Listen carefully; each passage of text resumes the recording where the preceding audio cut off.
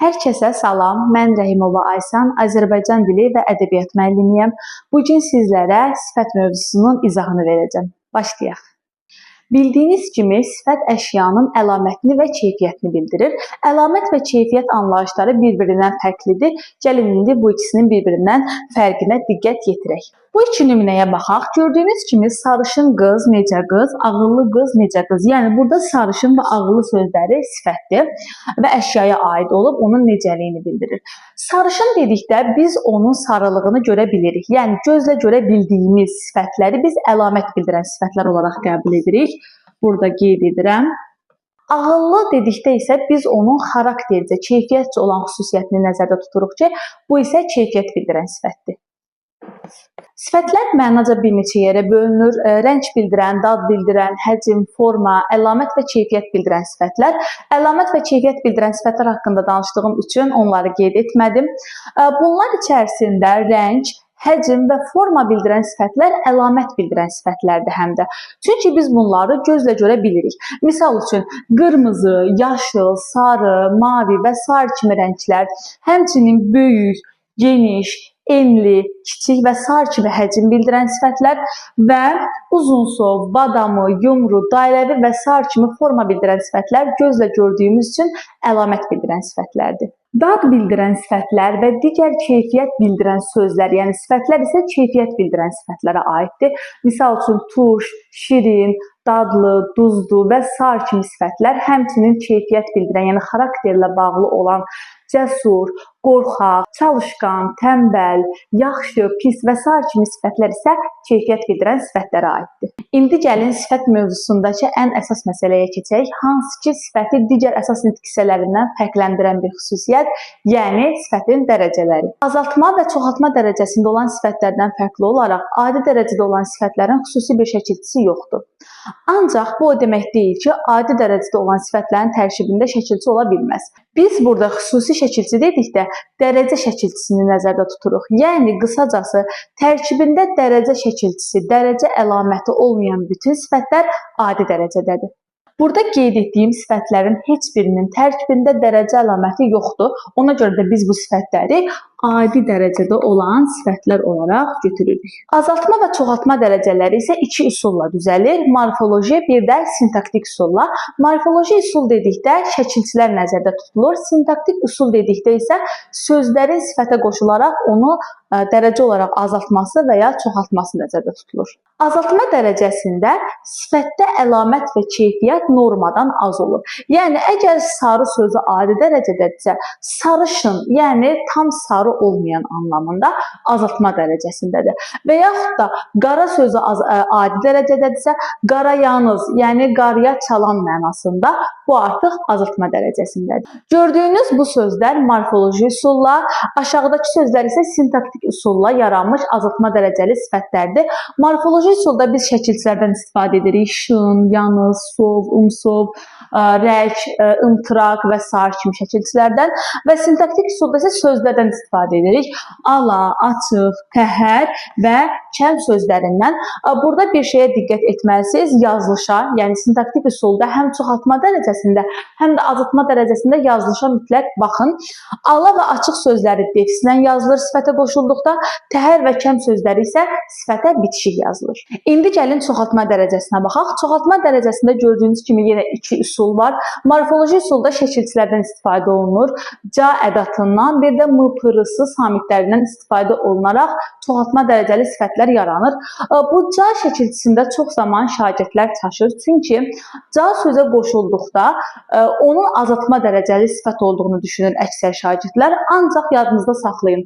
Ca azaltma dərəcəli sifət yarada bilməz. Yalnız çoxaltma dərəcəsində olan sifətlər yarada bilər. Misal üçün deyirəm ki, kiçikcə.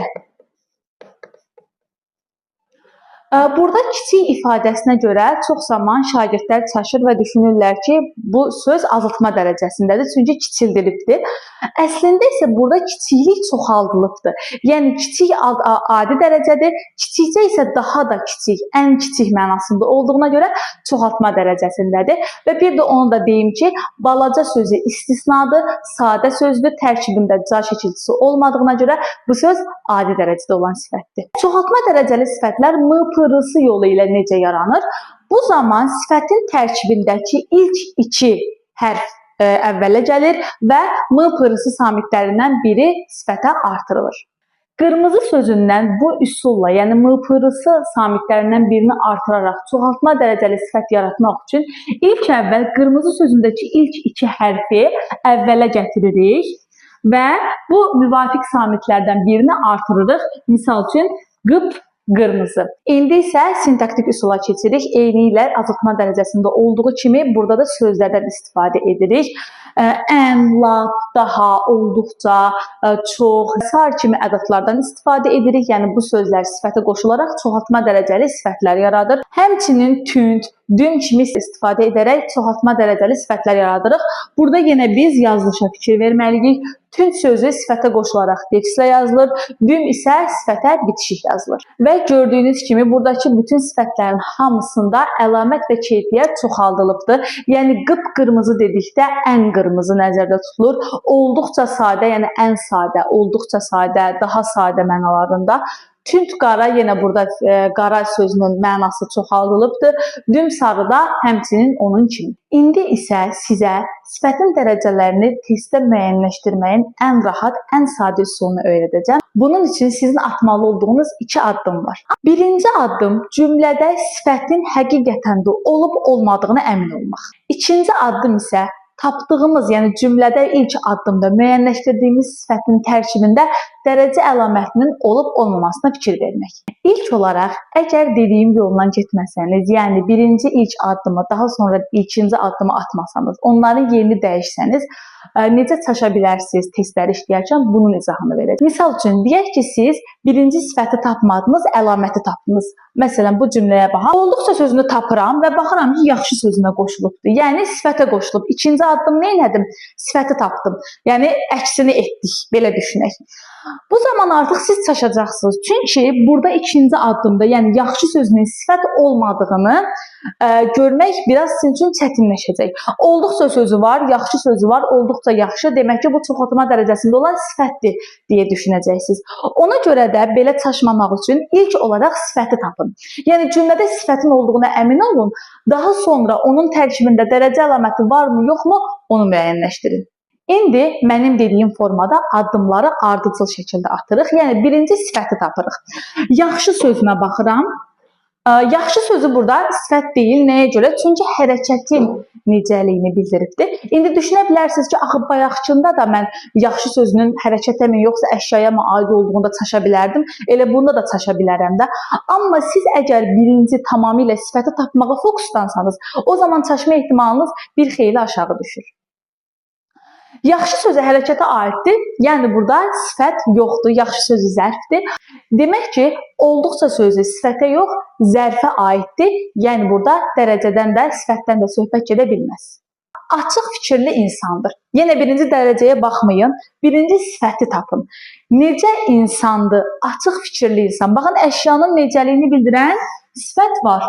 İlk addımı atdıq, yəni sifəti tapdıq. İndi onun tərkibində dərəcə əlaməti axtarırıq. Açıq sözünü tapdıq. Baxın, açıq sözü. Ancaq biz bilirik ki, açıq sözü azaltma dərəcəsi yaradarkən defisdən istifadə etməliyik. Burada defisdən istifadə olunmayıbdır. Demək ki, burada açıq fikirli sifəti mürəkkəb sifətdir. Yəni burada açıq və fikirli sözü birləşibdir və mürəkkəb sifət yaradıbdır. Yəni açıq burada dərəcə əlaməti deyil. Bəs yaxşı, burada sifət hansı dərəcədədir? Bəzən şagirdlər deyir ki, heç bir dərəcədə deyil. Belə bir şey ola bilməz.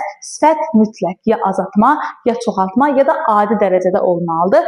Açıq fikirli sözünün tərkibində heç bir dərəcə əlaməti olmadığına görə bu söz adi dərəcədə olan sifətdir. İndi növbəti cümləyə keçirik. Tünd çayı sevmir. Yenə birinci sifət tapmalıyıq. Necə çay sevmir? Tünd çay. Sifəti tapdıq. Tünd sözüdür.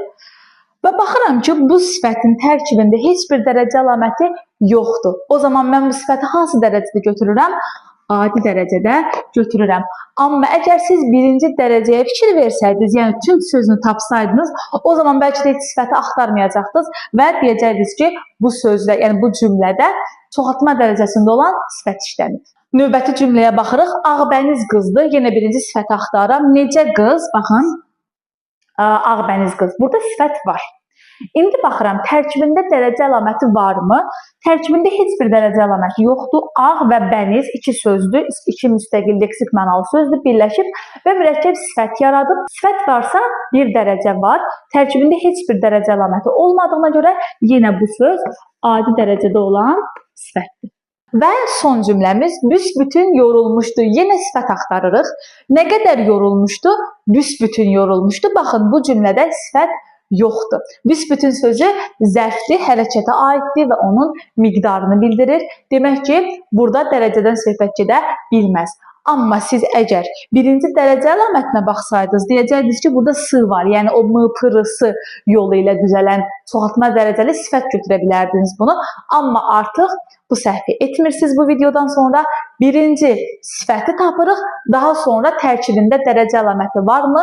Bunu müəyyənləşdirib və sonrasında da əlbəttə ki, sifətin hansı dərəcədə olduğunu müəyyən etmiş oluruq. Və bugünkü mövzumuz bu qədər. Hər hansı bir sualınız varsa mütləq aşağıda qeyd edin, hər birini cavablayacağım.